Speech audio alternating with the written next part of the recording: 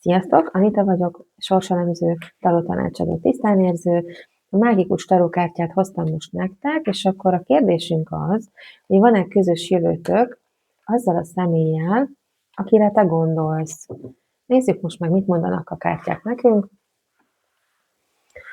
Van-e közös jövőtök?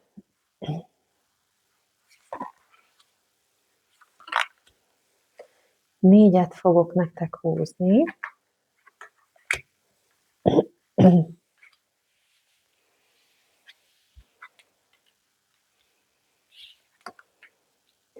Amit most mutatnak, hogy nagyon sokat gondolsz az illetőre, álmaidban is vele álmodsz, a botok hármasa, és amúgy tervezel vele, meg titokban szeretnéd, ha kibékülnétek, de nem tudsz róla semmit, ugye kartok 8, ez most nem tudsz róla.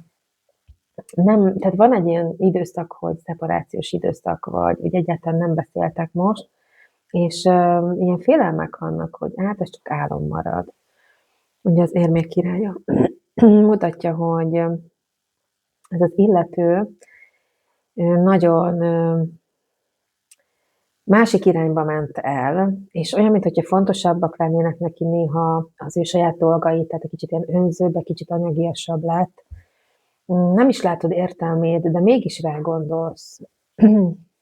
Fordítva jött ki a kardakötös, a fordítva kijött lapok ugye ellenkezőjét szokták jelenteni, mint a lap jelentése. Most már nem vívódsz annyit rajta, azaz el tudod ezt a képet engedni, ugye kicsit rábízod a dolgokat a sorsra, nem háborogsz, már nem nincs benned feszültség, nincs benned konfliktus ezzel kapcsolatban, félelmek még igen, de konfliktus nincs.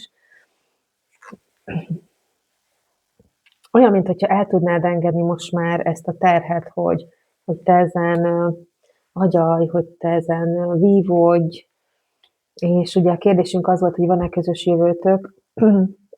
Olyan, mintha itt azt mutatnák, hogy a kelyek királynő, hogy pontosan kézben tartod a dolgaidat, olyan, mintha be tudnád őt vonzani újra az életedbe, és mutatja, hogy már azt gondolod, hogy ez illúzió, ez az egész, de mégis, ha kellő energiát teszel bele, be tudod vonzani.